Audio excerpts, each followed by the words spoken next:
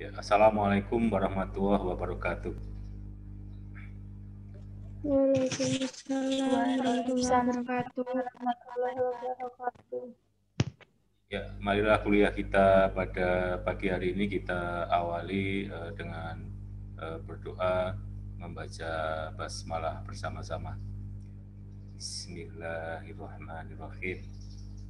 Bismillahirrahmanirrahim. Pertama, marilah kita panjatkan syukur ya kehadirat Ilahi Rabbi, Alhamdulillahirabbil alamin.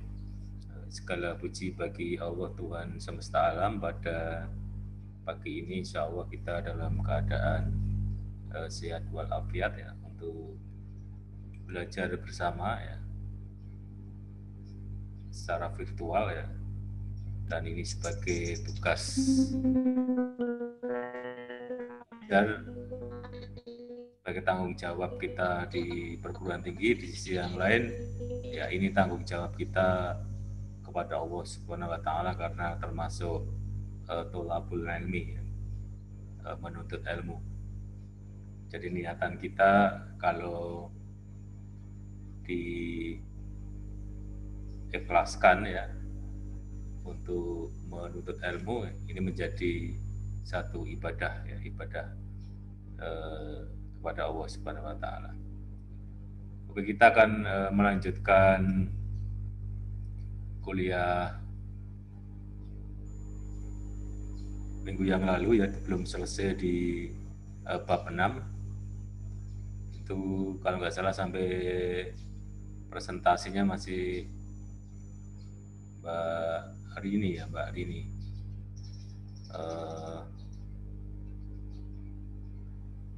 Mbak Rini sudah on ya, sudah ada ya.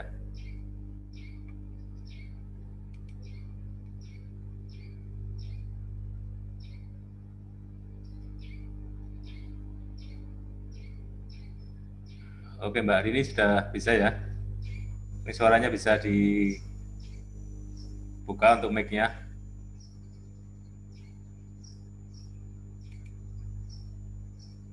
Tes suara dulu Mbak Rini.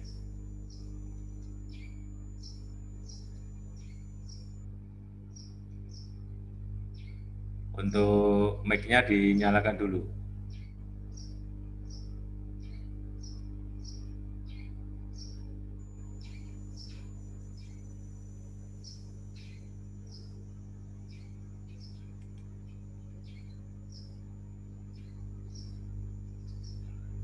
Oke, sambil menunggu yang presentasi terakhir kemarin ya, Mbak Rini mungkin yang lain juga menyiapkan pertanyaan yang sesuai, yang relevan dengan materi yang disampaikan ya. Kita akan lanjutkan dulu untuk pembacaan atau penyampaian untuk studi kasus untuk bab 6 ya. Bab 6.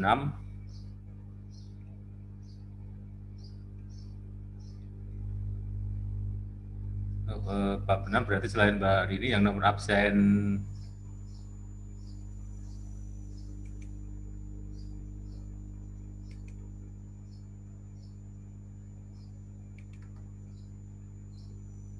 untuk bab 6 13.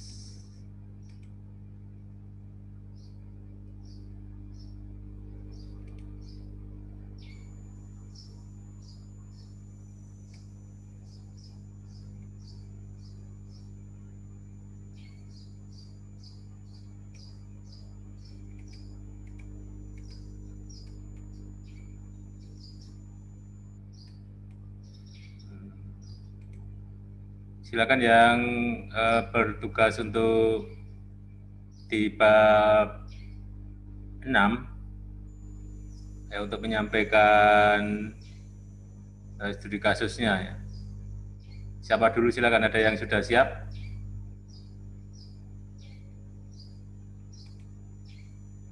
Nomor absen 6, betul, nomor absen 6. Nomor absen 6.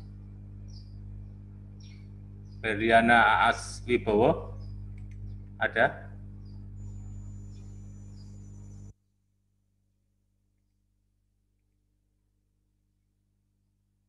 Feriana?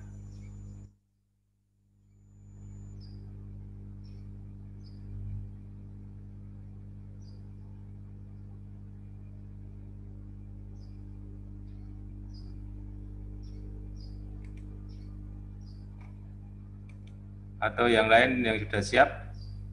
Nomor absen 13 atau 20?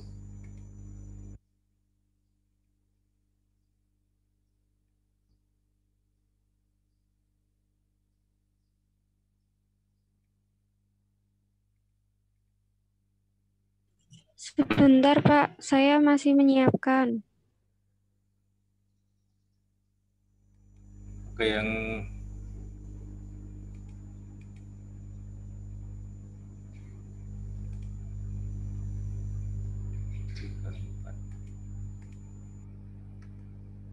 sudah siap silakan. Nomor 34 Mbak Widiawati.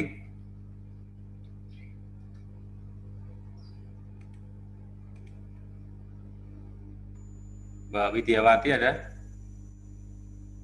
Ya, Pak. Oke, silakan Anda sampaikan kasus Anda di bab 6.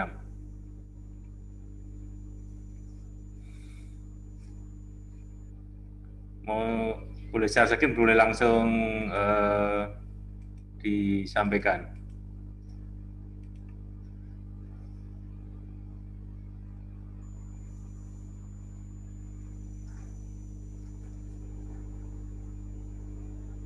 Ya, langsung ke studi kasus saja.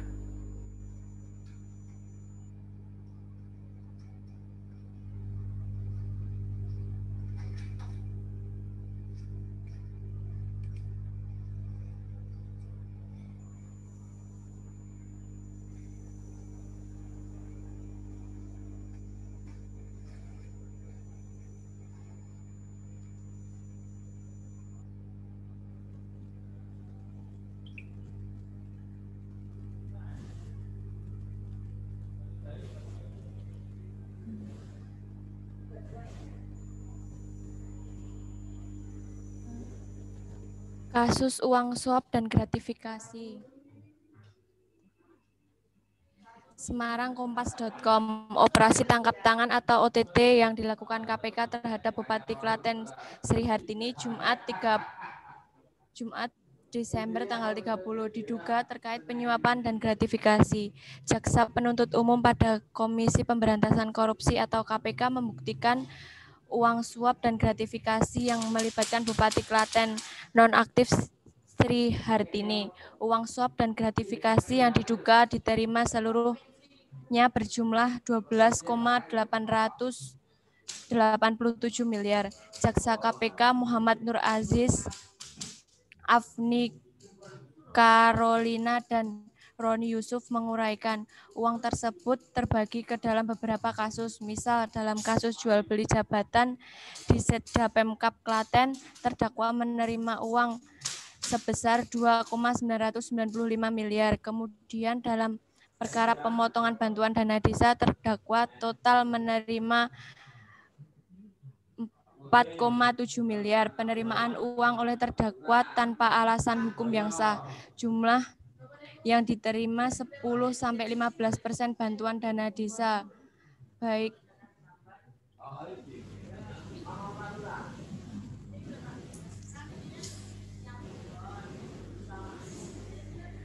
langsung maupun melalui perantara, ujar Jaksa Muhammad Nur Aziz di Pengadilan Tipikor Semarang. Dalam pemotongan bantuan dana desa, uang gratifikasi tersebut sebagai uang komitmen, sementara dalam kasus jual beli jabatan, istilah pemberian uang disebut uang syukuran. Menurut jaksa, uang yang bersumber dari kepala desa disampaikan oleh terdakwa di dalam kardus. Kardus diletakkan di dalam kamar anaknya Andi Purnomo di rumah dinas Kabupaten Klaten. Uang terima kasih dari desa-desa dan disimpan di dalam kardus di kamar anaknya. Tambah jaksa. Sri Hartini juga disebut menerima uang gratifikasi dalam penerimaan pegawai untuk PDAM dan RSUD Bagaswaras. Uang gratifikasi sebesar 1,86 miliar. Kemudian penerimaan uang gratifikasi tersebut dari kepala sekolah SMP dan SMA totalnya 3,162 miliar. Uang tersebut terkait promosi dan mutasi kepala sekolah. Selain itu, Sri juga diduga menerima uang dari proyek di Dinas Pendidikan sebesar 750 juta. Uang 750 juta terkait penunjukan langsung. Tambah jaksa. Selain uang rupiah, jaksa juga menyita uang dolar milik Sri Hartini sebesar 5,700 dolar Amerika Serikat dan 2.035 dolar Singapura. Dan Sri Hartini dijatuhi hukuman 11 tahun penjara dan denda sebesar 900 juta atau setara dengan pidana kurang selama 10 bulan oleh Majelis Hakim di Pengadilan Tipikor Semarang.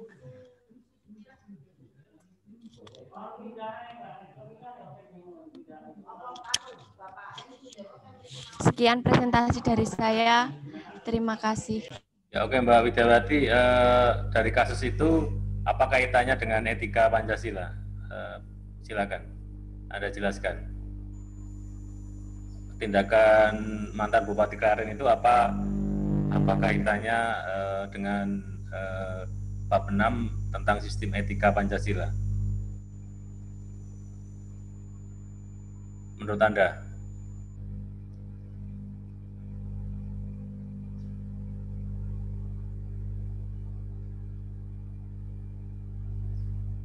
Mic-nya dinyalakan lagi Mbak Widiawati.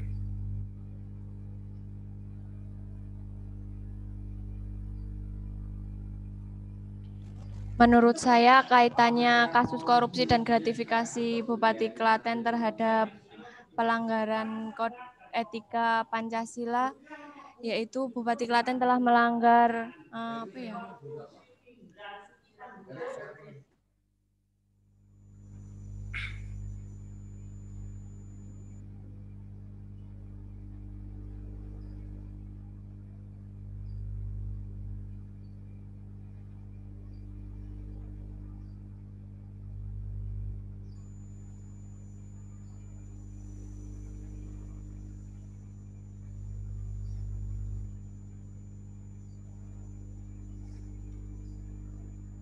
Sudah Mbak?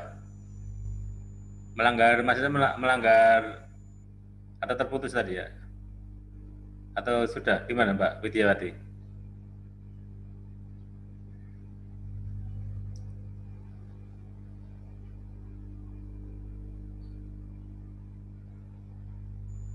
Silakan, sudah bagus tadi jawabannya, tinggal disempurnakan sedikit gitu ya.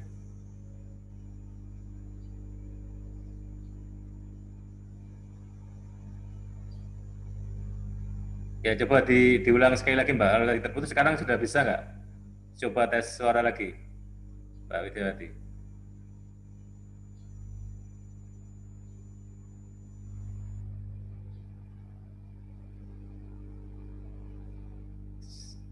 Masih bisa mic-nya bisa masih gangguan?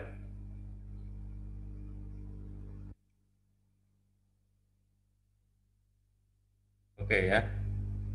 Ya. Sebenarnya tema yang diambil tadi sering saya contohkan di kelas-kelas ya.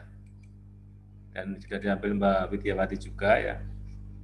Tentang korupsi mantan Bupati Klaten Ibu Hartini ya. Jadi beliau kan terpilih bupati periode kemarin ya bersama dengan Ibu Sri Mulyani sebagai wakil bupati ya. Sebenarnya Bu Sri Mulyani kemarin itu kan wakil bupati ya. Bupati namanya Bu Sri Hartini ya. Yang kemarin saya sampaikan ini kan prestasi yang luar biasa dari perspektif gender ya. karena satu-satunya di dunia dan mungkin di akhirat ya kalau saya guyonan, bupati dan wakil bupati, kepala daerah dan wakil kepala daerah itu semua dua-duanya perempuan ya. Yang jadi, yang calon pun saya juga belum pernah mendengar ya, yang jadi sudah calon jadi ya. Bagus itu sebenarnya ya. Bupatinya perempuan, wakilnya perempuan, dan jadi terpilih sebagai Bupati Klaten ya. Namun ya ini yang menjadi kendala yang tadi sudah disampaikan dalam kasus Mbak Widiawati, dia terbukti dengan sah dan meyakinkan ya ditangkap KPK, korupsi sampai sekian puluh miliar ya, dari sisi suap ya, gratifikasi atas penerimaan mutasi pegawai dan juga dana bantuan desa ya. Sudah dihukum kurang lebih 11 tahun lebih ya. Dan sekarang masih di penjara di Semarang ya.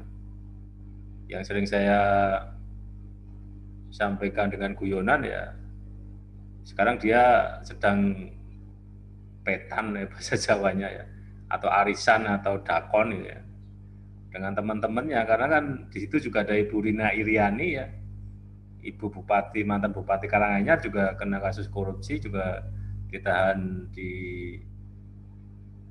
tahanan KPK. Kemudian juga salah satu dan juga mantan wali kota Tegal juga perempuan juga ditangkap juga kasus korupsi juga sama di Semarang kan. Mungkin di sana dia bentuk arisan ya, cuma guyon aja ya. Mungkin juga saling rasan-rasan piye to Bu gitu ya. Jadi bupati ya malah mlebu penjara yang ini ya. Padahal 10 tahun 11 tahun bayangkan itu. Kalau Ibu Hartini kemarin sudah usia 55 tahun gitu katakanlah, kan 12 tahun berikutnya beliau sudah umur 67 tahun kan, sudah nenek-nenek ya, keluar dari penjara ya. Ya, jadi ini menjadikan Klaten ini menjadi salah satu objek analisa ya. Kalau saya dulu kuliah S2 di UGM ya, sering diajak saya itu ya, karena bupati paling ruwet di dunia gitu ya, paling ruwet di dunia Bupati Klaten itu ya, silsilahnya ya paling ruwet. Pertama namanya Pak Haryanto Wibowo ya, itu bupati yang dulu diisukan kalau membaca itu sesuai teksnya ya, Bapak 2 Ibu 2 gitu. Assalamualaikum WRWB kan dibaca gitu kan. Sambutan kan sesuai sambutan adalah kan yang membuat teks sambutan disingkat ya. Dia bacanya juga disingkat, konon seperti itu ya. Kemudian ketika rapat Pak Bupati diberi penjelasan 50-50, betul Pak Bupati, betul Pak. Kita setuju 50-50 lah. 50-50 itu berapa Pak? 60%, 40% ya. Ya. Itu jadi bahan guyonan ya. Bahan guyonan. Karena dia lulus lulus SMA waktu itu ya, Pak Haryanto itu, dan waktu itu dipilih oleh DPRD, masih DPRD ya. Setelah Pak Haryanto itu namanya Pak Sunarno ya. Setelah Pak Sunarno kemudian Bu Hartini itu adalah suaminya Pak Haryanto Wibowo ya, yang dulu juga akhirnya meninggal dunia. Sebenarnya juga sebelumnya disangkakan kasus korupsi ya. Kemudian Bu Sri Mulyani ini adalah istri dari Pak Narno ya, bupati setelah Pak Haryanto. Jadi kan ini kan Bu Sri Mulyani dan Pak Bu Hartini itu sama-sama istri dari bupati sebelumnya ya. Jadi muter saja ya. Sebenarnya di undang-undang sekarang tidak dilarang ya. Dulu pernah ada aturan undang-undang politik dinasti itu dilarang ya. Tapi oleh MK, Mahkamah Konstitusi itu dibatalkan ya. Akhirnya boleh-boleh saja, sah-sah saja. Yang penting rakyatnya kalau mau milih ya silahkan ya. Kalau besok Anda mau milih Bu Sri Mulyani lagi ya nggak masalah. Enggak juga nggak masalah, kan itu demokrasi gitu ya.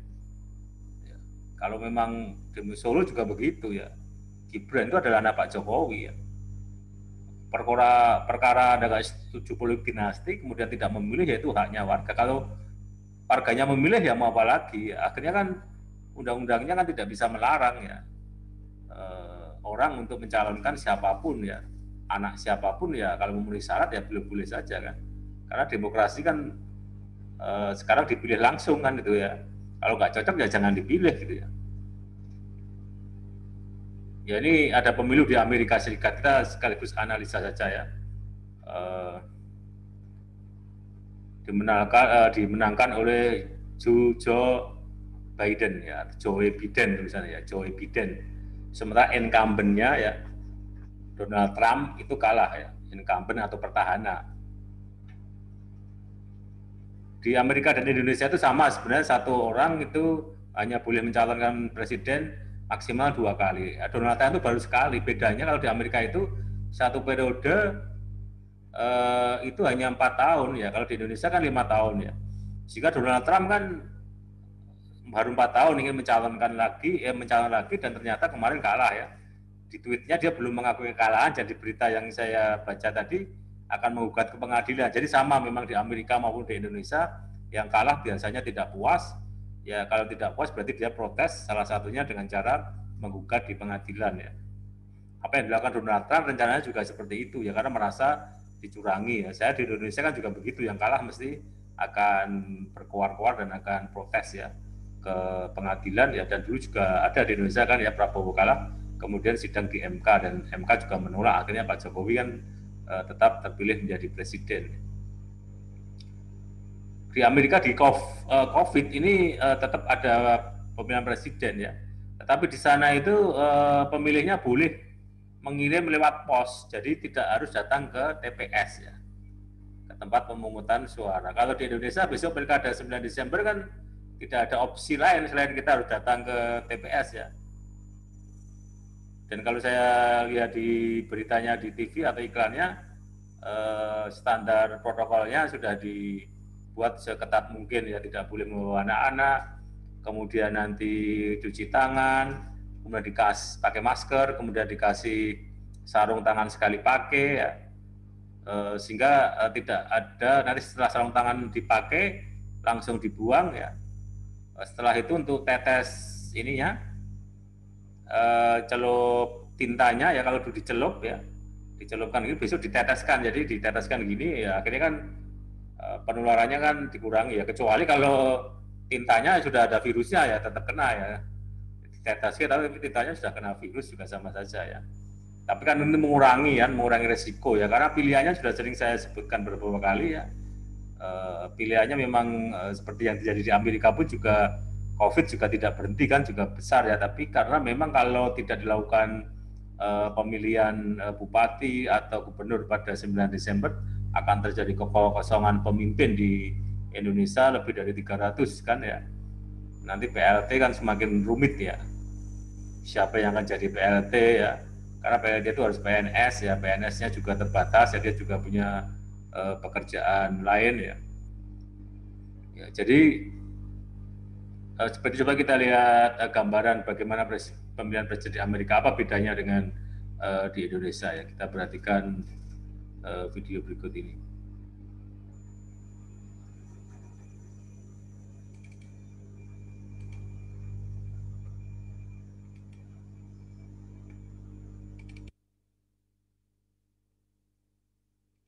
Dari Kedutaan Besar Amerika ya.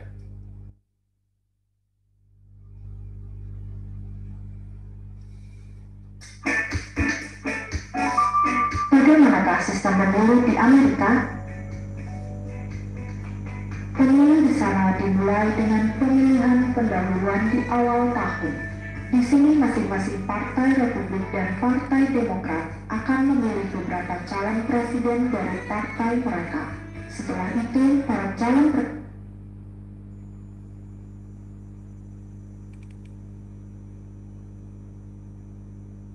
memilih beberapa calon presiden dari partai mereka. Setelah itu, para calon presiden dari kedua partai akan saling bertemu. Cara pemilu pendahuluan berlangsung dan siapa yang berhak memilih berbeda tiap negara bagian. Perbedaan mendasar adalah di beberapa negara bagian, setiap warga negara bisa memilih. Sementara di negara bagian lain, hanya pemilih terdaftar yang boleh memilih siapa yang jadi calon presiden. Kapan dan di mana pemilu pendahuluan berlangsung juga menentukan di tiap negara bagian. Salah satu hari yang paling menentukan adalah Super Tuesday, di mana banyak negara bagian memilih para calonnya. Para calon presiden yang mewakili partai tidak dipilih langsung oleh para pemilih. Warga negara Amerika akan memilih para delegasi yang nantinya akan mendukung masing-masing calon presiden. Para calon presiden yang menerima lebih dari setengah suara para delegasi memenangkan pemilu pendahuluan. Jika tiap negara bagian selesai memilih para delegasinya, biasanya sudah jelas siapa para calon presiden. Namun secara resmi, para delegasi yang terpilih hanya akan memilih para calon presiden di konvensi nasional partai atau National Convention. Jika tidak ada satupun calon yang menerima lebih dari setengah suara delegasi, akan ada negosiasi di dalam partai untuk memilih calon. Mungkin saja ada calon yang keluar dari bursa calon presiden dan dilakukan pemilihan ulang di antara para delegasi. Saat itu, para delegasi tidak terpaut dengan calon presiden tertentu dan bisa mengalihkan pilihan ke calon presiden lainnya sampai ditemukan mayoritas yang jelas. Ada kemungkinan peserta calon presiden baru masuk ke bursa. Setelah sudah jelas calon presiden mana yang akan saling bertarung, kampanye pemilu bisa dimulai. Pemenang dari kampanye ini akan ditentukan para pemilih di hari pemilihan umum. Hari itu, para pemilih sah yang berusia di atas 18 tahun boleh memilih. Seperti di pemilu pendahuluan, mereka tidak langsung memilih, tetapi mereka memilih elektor yang akan mendukung salah satu calon presiden. Setiap negara bagian punya jumlah elektor yang berbeda tergantung populasinya. Jadi nantinya akan ada sejumlah elektor dari negara bagian yang mendukung calon presiden dari Partai Demokrat dan sejumlah elektor dari negara bagian yang mendukung calon presiden dari Partai Republik. Tapi ini belum berakhir, karena hampir setiap negara bagian menerapkan prinsip pemenang mengambil semua. Contohnya, jika sebuah negara bagian punya 10 elektor, yang 6 memilih Partai Demokrat dan yang 4 memilih Partai Republikan. Nah, berarti yang menang Partai Demokrat dan mengambil semua suara elektor. Partai Republik tidak mendapatkan suara di negara bagian tersebut. Itu sebabnya di beberapa negara bagian pemilu jadi sangat serius. Karena misalnya di negara bagian Texas mayoritas memilih Partai Republikan dan di California mayoritas memilih Partai Demokrat. Tetapi ada beberapa negara bagian yang belum jelas. Negara bagian tersebut dikenal sebagai swing state. Contohnya Florida, biasanya tidak jelas partai mana yang akan menang di sana. Ada total 538 elektor, dan calon yang mendapat suara elektor lebih dari setengah akan menang. Nah, 29 suara elektor di Florida bisa menentukan kemenangan. Setelah elektor selesai memilih, sudah jelas siapa yang akan menjadi presiden. Namun presiden belum secara resmi terpilih sampai saat dimulainya Electoral College, yaitu ketika para elektor menyampaikan hasil pemilihan dari negara bagian mereka. Sesuai tradisi, hasil pemilihan ini akan dihitung pada awal tahun oleh Kongres Amerika Serikat. Lalu secara resmi, mereka akan mengumumkan dan melantik Presiden Amerika Serikat untuk 4 tahun ke depan.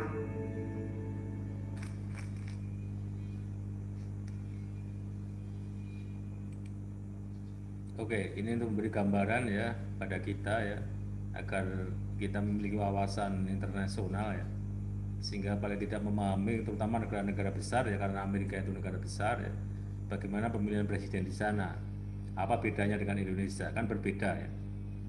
Jadi di Amerika itu meskipun one man one vote-nya menang, dia belum tentu jadi presiden, karena kan bisa hilang, nanti dihitung lagi habis di elektoral tadi, elektoral dari masing-masing negara bagian ya. Kalau di situ ada 10 elektor ya, ternyata hanya dapat salah satu calon presidennya dapat 4 ya, yang dapat yang 6 itu calon yang lain, yang 4 kan hilang menjadi hangus gitu ya, yang dihitung yang 10 tadi. Sehingga kan kemarin kalau sudah dapat 270 ya elektoral, maka akan menang jadi presiden. Dan terakhir kan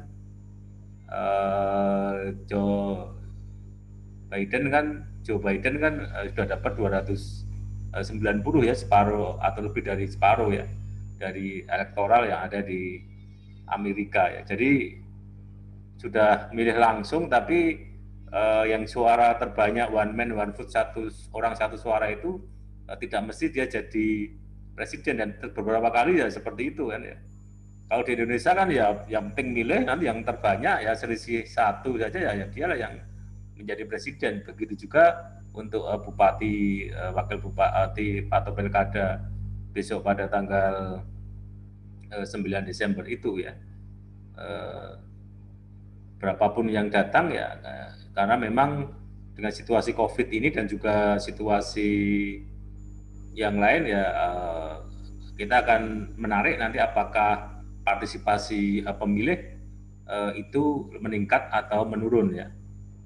Saya berharap mahasiswa pendidikan Pancasila dan kewarganegaraan ini, meskipun itu hak ya, tetap gunakan sebaik-baiknya, tapi hati-hati ya, tetap ketat. Sebentar, kita skor sebentar.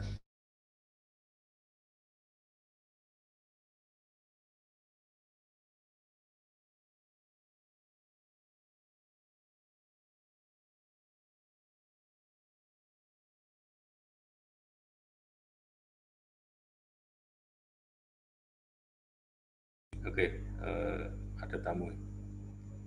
Ya. Jadi bedanya dengan Indonesia seperti itu ya. 9 Desember saya berharap Anda tetap berpartisipasi aktif, meskipun memilih itu adalah hak ya, hak warga negara ya, tapi warga negara yang baik itu adalah yang menggunakan hak dan juga menjalankan kewajiban ya. Apalagi ini hak politik ya. Mungkin juga ada yang pertama kali baru melakukan hak politiknya ya. Meskipun kemarin kalau Pilpres kemarin Anda sudah 17 tahun, mestinya juga sudah mencoblos ya, Pilpres atau pemilu tahun yang lalu ya. Tapi untuk pilkada saya yakin Anda baru pertama kali kalau sekarang Anda memiliki hak pilih dan di kabupaten kota Anda ada pilkada ya. Itu mesti saya yakin kan ada usia ini kan berarti baru pertama kali kan, yang pilkada yang lalu pasti belum dapat hak suara kan, mungkin belum 17 tahun kan. Sekarang kan ada kemungkinan sekitar usia 18, 19, 20 sekitar itu kan. Ya.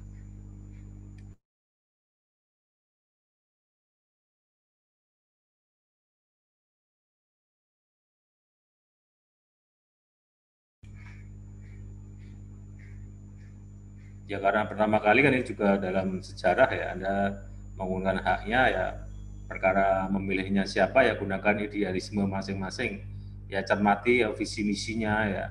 Kalau Anda yang Kabupaten Klaten ya ada 3 pasang calon kan yang tadi saya ceritakan. Calon yang pertama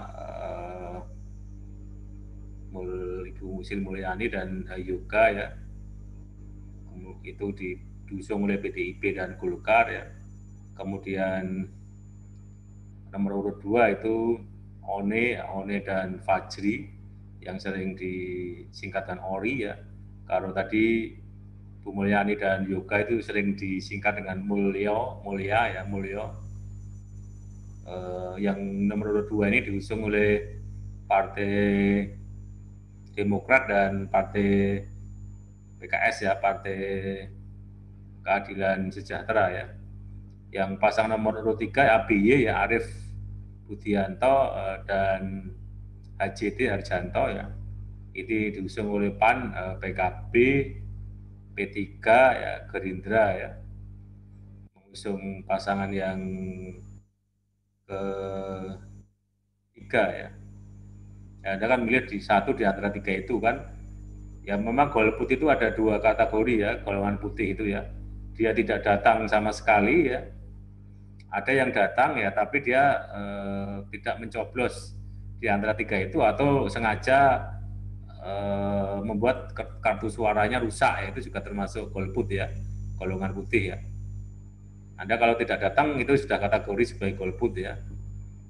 Anda datang sengaja untuk suara-suaranya tidak sah ya, misalnya hanya dilipat saja tidak ada satupun yang dicoblos ya, atau mencoblos tiga-tiganya, atau dibuat atau dengan sengaja ya dibuat kartu suaranya rusak ya, itu juga sama dengan golput ya, golongan putih. Ya nanti akan menarik ya datanya nanti kemarin itu berapa persen yang hadir gitu ya. 70% itu sudah bagus sebenarnya di era COVID ini ya.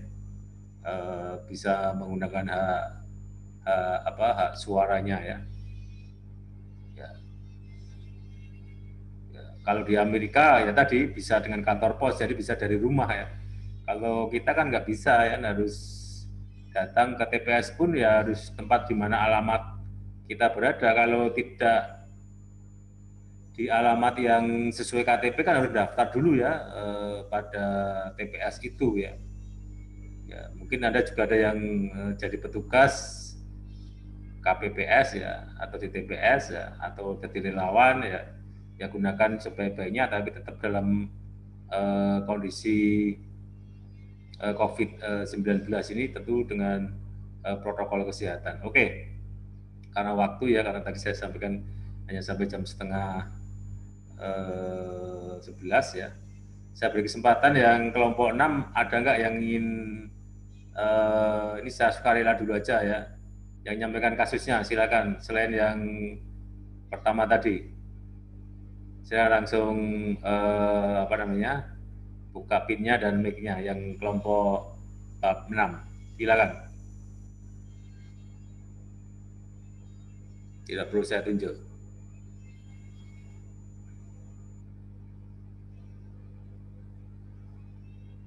Mic-nya dinyalakan, pinnya dinyalakan. Silakan. Tadi Mbak Widayati sudah, yang lain silakan. Ada nggak? Saya bisa Pak, tapi saya tidak usah share screen, bisa nggak ya Pak? Nah, silakan langsung aja, nggak apa-apa. Dibaca aja ya Pak? Ya, oke. Bentar Pak.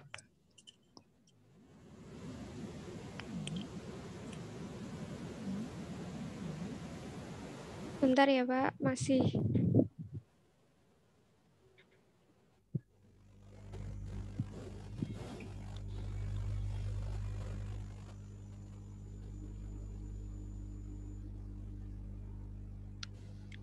Korupsi EKTP.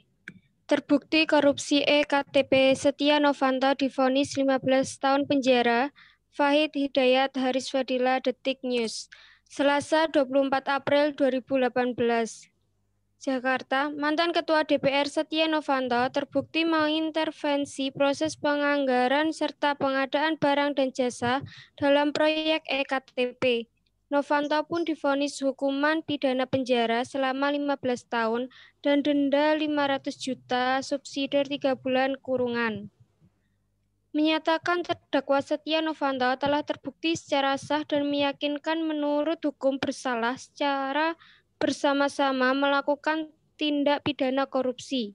Ujar Ketua Majelis Hakim Yanto membacakan amar putusannya dalam sidang di Pengadilan Tipikor Jakarta, Jalan Bugur Besar Raya, Jakarta Pusat. Kesaktian Novanto diungkap hakim bisa loloskan anggaran EKTP. Hakim meyakini Novanto melanggar pasal 3 Undang-Undang Nomor 31 Tahun 1999 sebagaimana diubah dengan Undang-Undang Nomor 20 Tahun 2001 tentang pemberantasan tindak pidana korupsi, contoh pasal 55 ayat 1 ke 1 KUHP. Novanto dihukum pidana penjara selama 15 tahun. Hakim menjatuhkan pidana terhadap terdakwa Setia Novanto berupa pidana penjara selama 15 tahun dan pidana denda sejumlah 500 juta dengan ketentuan apabila denda tersebut tidak dibayar diganti dengan pidana kurungan selama 3 bulan, kata Yanto. Novanto menurut majelis hakim terbukti menyalahgunakan jabatan dan kedudukannya sebagai anggota DPR serta ketua fraksi Golkar. Novanto melakukan pembicaraan dan pembahasan terkait penganggaran EKTP.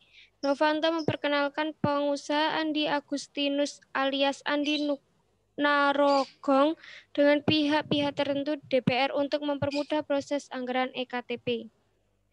Karena sebelumnya Irman atau pejabat Kemendagri saat proyek EKTP merasa sulit menggolkan anggaran EKTP, akan tetapi setelah meminta bantuan terdakwa Setia Novanto, maka tahun 2011 anggaran EKTP 2,6 triliun benar-benar dapat disetujui. Padahal tahun sebelumnya permintaan anggaran selalu sulit meskipun tidak sebesar itu. Papar Hakim anggota Ki Tambuun. Dari jasa pengurus pembahasan anggaran, Novanto menerima uang dengan total US 7,3 juta. Uang ini terdiri dari sejumlah US 3,5 juta yang diberikan melalui Irvanta Hendra Pambudicahyo, serta sejumlah US 1,6 juta dan US 2 juta yang diberikan melalui perusahaan Made Okama Sagung. Hakim tegaskan Setia Novanto perkaya diri sebesar US 7,3 juta.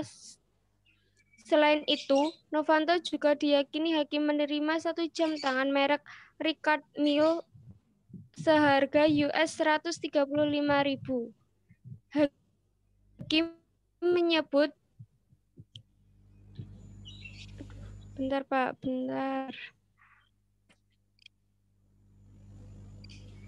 Hakim menyebut uang US 7,3 juta ditunjukkan untuk Novanto meskipun secara fisik uang itu tidak diterima Novanto. Bahwa terdakwa Setia Novanto telah terjadi pemberian fee yang ditujukan pada yang bersangkutan yang berasal dari Anang Sugiana Sudiharjo yang dikirim Biomorph Mauritius melalui Johannes Marlim ke Made Okama Sagung, kata hakim. Namun, untuk pengembalian uang pengganti, Novanto hanya dibebani US 7,3 juta dikurangi 5 miliar yang telah diberikannya ke KPK.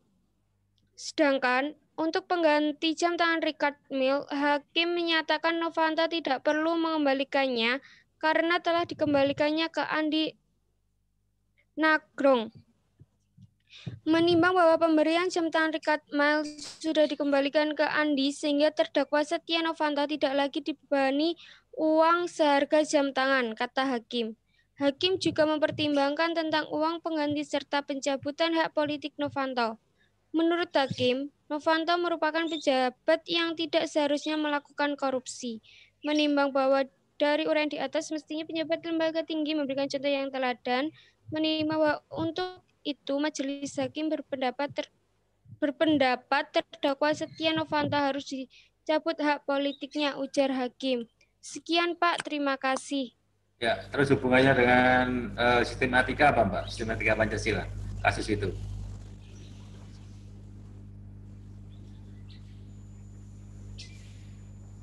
Silakan Mbak.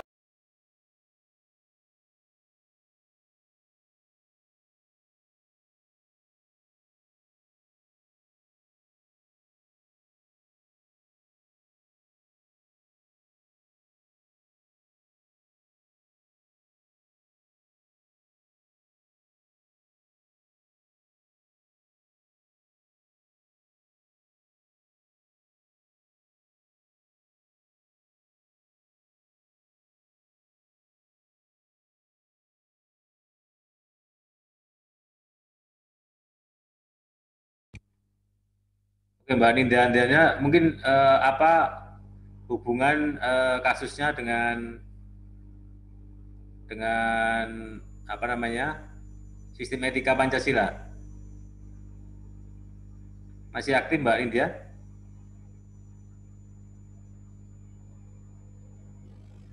Iya Pak, sebentar Pak, saya pikir dulu ya Pak ya, sebentar. Oke, ya, sambil menunggu, saya persilakan kelompok 6 yang mau maju lagi, silakan yang mau presentasi kasusnya. Yang lain dulu. Silakan.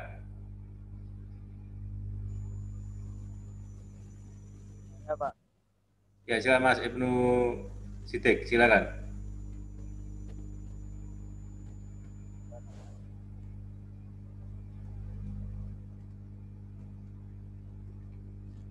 Kalau enggak ada, Pak, enggak disiplin gimana? Ya, nggak apa-apa, silakan dibaca aja, nggak apa-apa.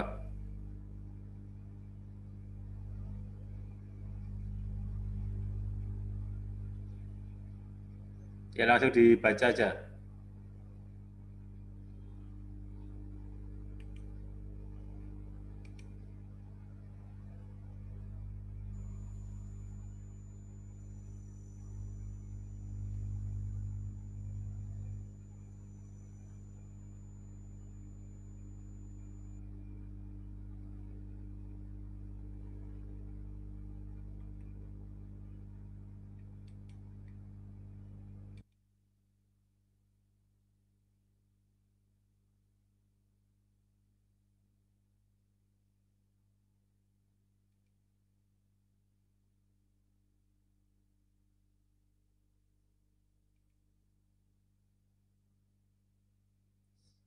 Silakan Mas Ibnu sudah?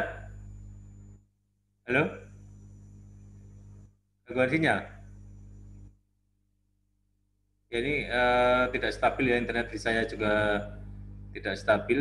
Mungkin yang lain silakan, yang mungkin kelompok 6 masih ada yang mau presentasi. Mas Ibnu sudah? Sudah, Pak. Ya, silakan disampaikan. Sebentar, Pak.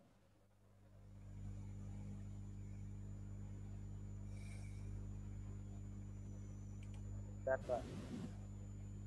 Kasus suap dan pajak dengan kerugian negara 45 miliar. Jakarta, Kanwil Direktorat Jenderal Pajak Jawa Barat 3 mengambil tindakan hukum terhadap penerbit faktur pajak tidak berdasarkan transaksi bernada atau palsu senilai 45,9 miliar. Atas perbuatannya pelaku divonis hukuman penjara 3 tahun, 6 bulan, dan denda sebesar 2 kali lipat jumlah faktur yang dipalsukan.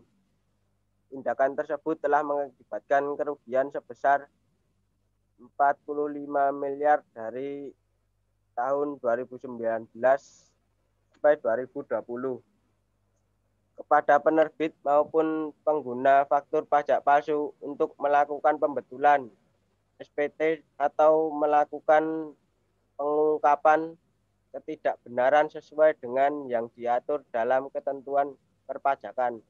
Sumber dari Bisniscom. Sudah, Pak. Ya, oke.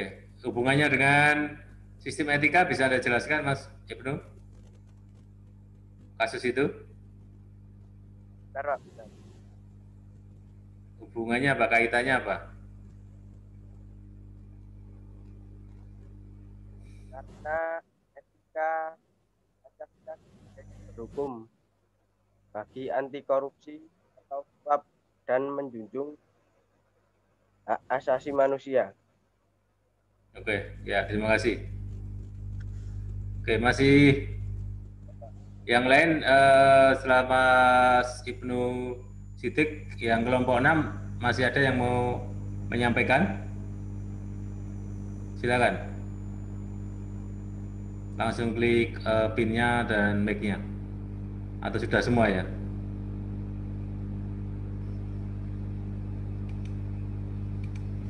Maaf Pak, untuk kelompok 6 ada yang chat saya katanya sinyalnya buruk Pak. Gimana?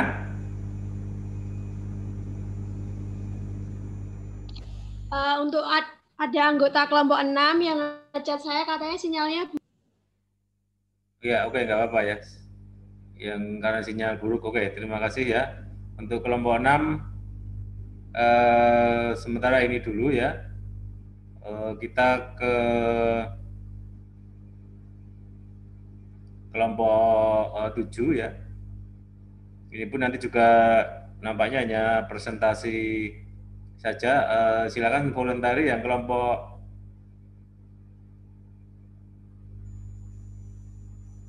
Oh ya, ini silakan Mbak Nindya Anda mau menyampaikan yang tadi. Silakan Mbak Nindya.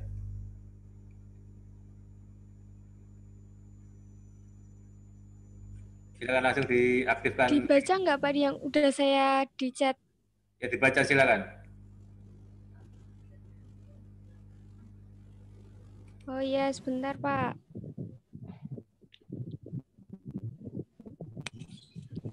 Menurut saya hubungan tadi yang saya sampaikan kasus saya tadi dengan etika Pancasila itu karena korupsi termasuk ke dalam pelanggaran kode etika dan Setia Novanto dia mengetahui hukum namun dia tidak menerapkan dalam kehidupannya sehingga menyalahgunakan jabatannya demi uang. Ya, oke. Terima kasih Mbak Nindya. Oke, saya tawarkan untuk kelompok 6 sementara sampai di sini dulu ya.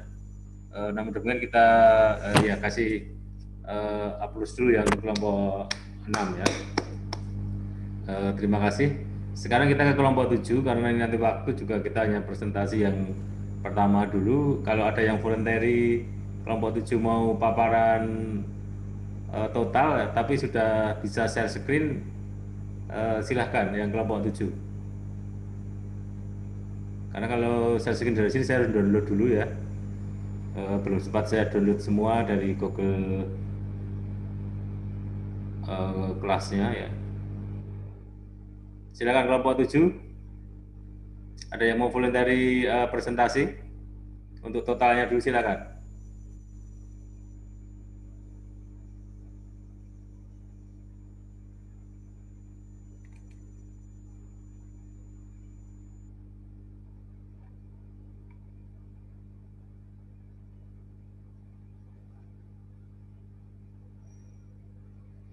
Belum ada? Harus saya tunjuk?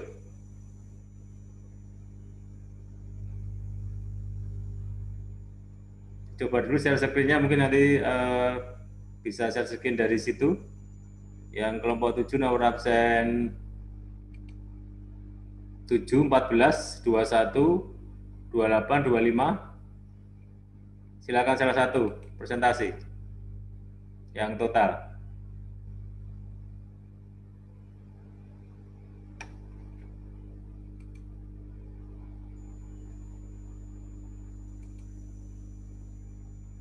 Anda klik pin-nya kalau siap, yang sudah siap.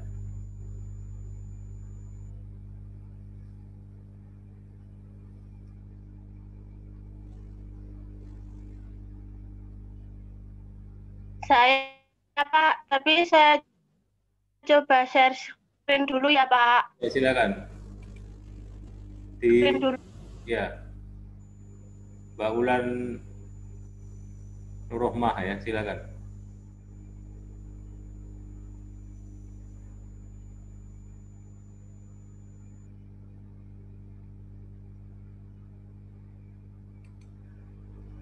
Coba saya downloadnya juga.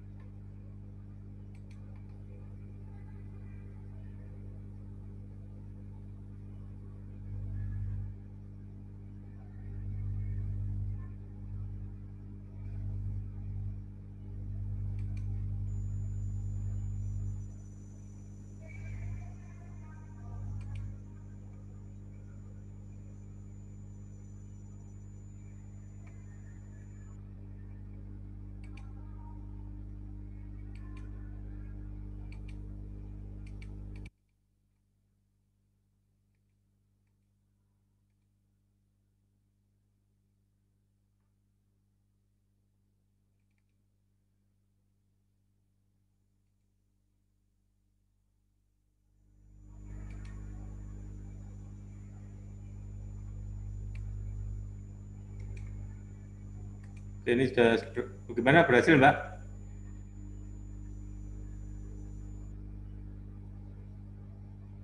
Mbak Wulan apa berhasil share screen? Oke, ini saya bantu dari sini. Silakan. Belum, Pak, belum bisa. Oke, ini pakai sini sudah saya download. Silakan Anda presentasi aja. Langsung silakan.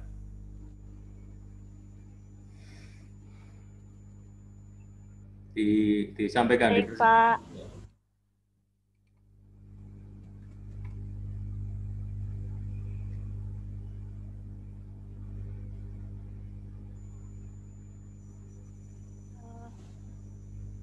Mungkin gambarnya dimatikan saja nggak apa-apa. Sebelumnya, Assalamualaikum warahmatullahi wabarakatuh. Waalaikumsalam. Videonya dimatikan nggak apa-apa, Mbak? Oh ya, Pak. Biar jaringannya lancar ya. Oke, silakan. Ya. Udah, Pak. Ya, silakan. Terus ya. Saya Wulan Nurul Widianingsih akan mempresentasikan tentang bab 7 tentang materi mengapa Pancasila menjadi nilai pengembangan ilmu. Nilai Pancasila menjadi pengembangan nilai dasar nilai pengembangan ilmu.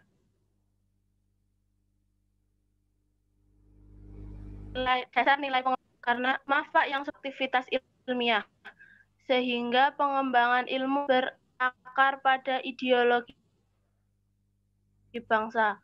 Karena jika tidak maka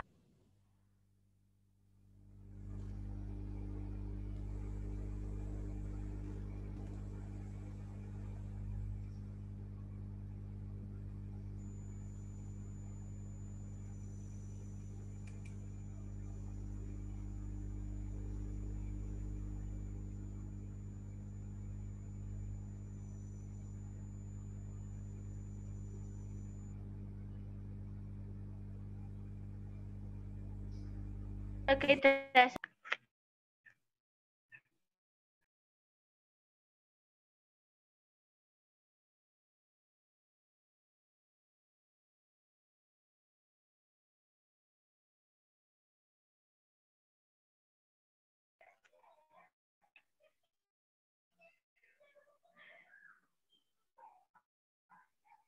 yang kedua, IPTEK yang dikembangkan tidak boleh bertentangan dengan Pancasila. Ketiga, berperan sebagai rambu normatif dalam pengembangan IPTEK.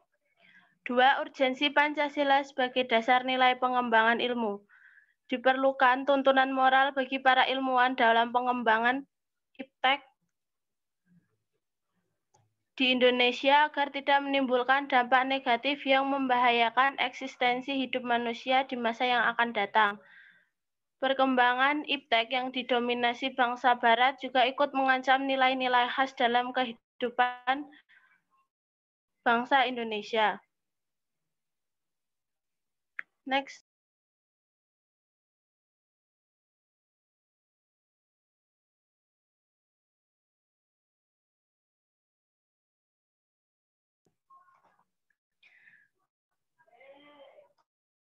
B. Menanya alasan diperlukannya Pancasila sebagai dasar nilai pengembangan ilmu. Alasannya yaitu kerusakan lingkungan yang disebabkan oleh IPTEK perlu mendapatkan penanganan yang serius.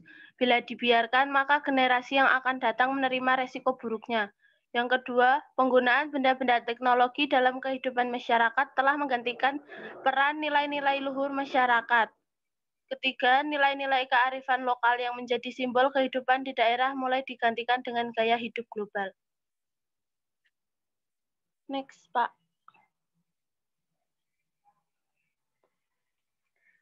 Menggali sumber historis, sosiologis, politis tentang Pancasila sebagai dasar nilai pengembangan ilmu di Indonesia.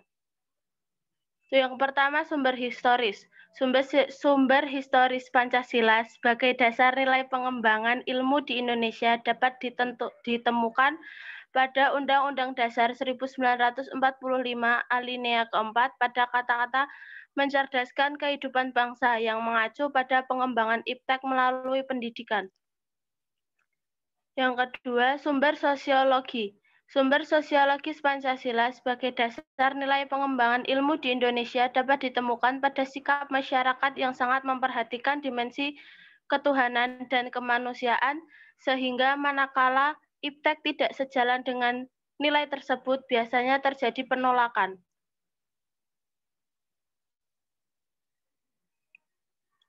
Yang ketiga, sumber politis.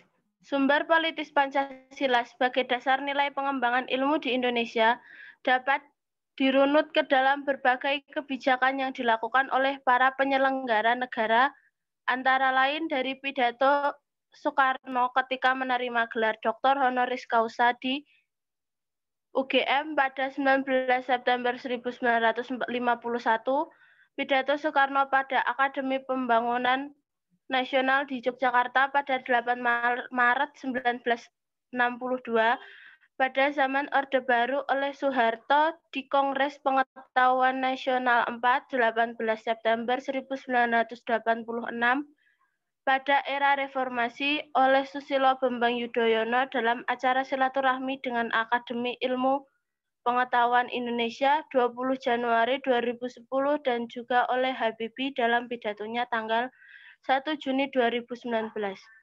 Kesimpulan dari pidato beberapa penyelenggara negara di atas adalah sumber politis dari Pancasila sebagai dasar nilai pengembangan ilmu lebih bersifat apologis karena hanya memberikan dorongan kepada kaum intelektual untuk menjabarkan nilai-nilai Pancasila lebih lanjut.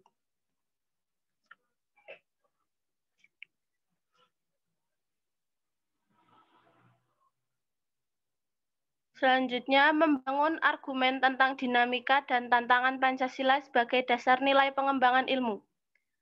Argumen tentang dinamika. Pancasila sebagai dasar nilai pengembangan ilmu belum dibahas secara eksplisit oleh penyelenggara negara, baru mendapat perhatian khusus dan eksplisit oleh kaum intelektual di beberapa universitas, khususnya Universitas Gadjah Mada yang menyelenggarakan seminar nasional tentang Pancasila sebagai dasar nilai pengembangan ilmu pada 1987 dan Simposium dan Sarasehan Nasional pada tahun 2006. Argumen tentang tantangan. Kapitalisme yang menguasai perekonomian dunia, globalisasi yang menyebabkan lemahnya daya saing Indonesia dalam pengembangan iptek, konsumerisme menyebabkan Indonesia menjadi pasar bagi produk negara lain, dan pragmatisme yang berorientasi pada workability, satisfaction, dan result.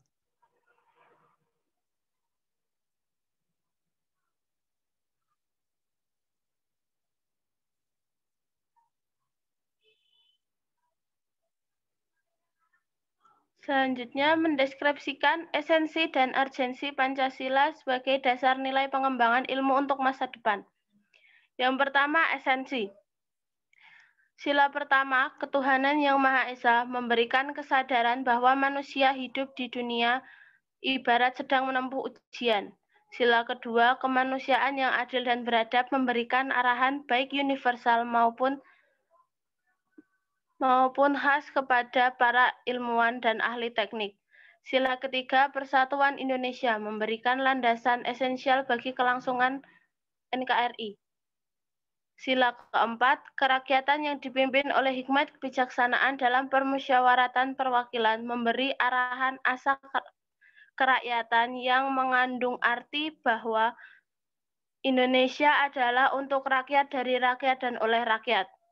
Sila kelima, keadilan sosial bagi seluruh rakyat Indonesia memberikan arahan agar selalu diusahakan tidak ada jurang kesejahteraan di antara Bank Indonesia.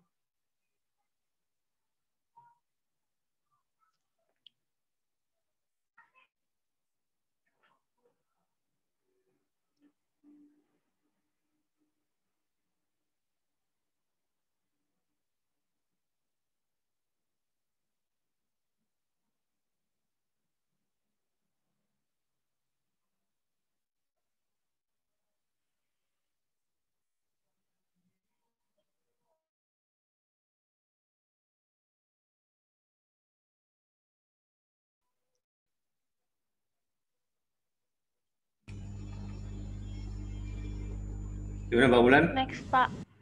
Sudah di 2, belum muncul? Belum muncul? Yang kedua, urgensi. Perkembangan ilmu di Indonesia tidak berasal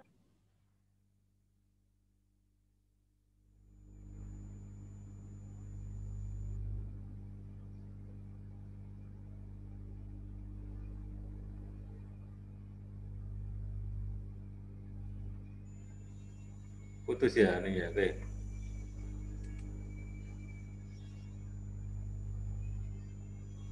Ya, kayaknya terputus ya, dan tadi memang saya janjikan yang sampai jam setengah 11 ini sudah lebih 12 menit ya. Nanti kita lanjutkan insya Allah minggu depan, nanti Mbak tadi presentasi tadi nanti kita lanjutkan minggu depan ya. Untuk kuliah hari ini mohon maaf kita akhiri dulu ya. Nanti bab 7 kita mulai lagi minggu depan ya. Ini tadi sudah ada sampai 35 yang masuk, tapi tadi saya lihat ada yang izin apa jadi bisa masuk atau tidak tadi Mas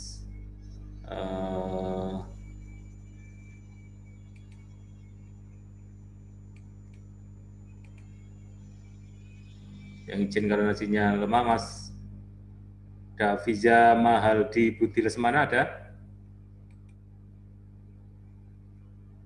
Berarti belum bisa masuk ya, Mas Budi Lesmana. Coba saya cek di chat tadi apa di partisipan.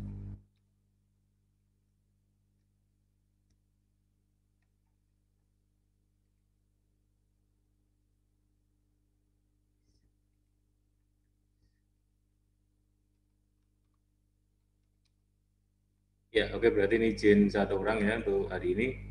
Yang lain sudah saya bantu hadir semua ya. Nanti Mbak Wulan nanti kita lanjut untuk minggu depan ya, nggak apa-apa untuk sinyalnya lemah-lemah ya.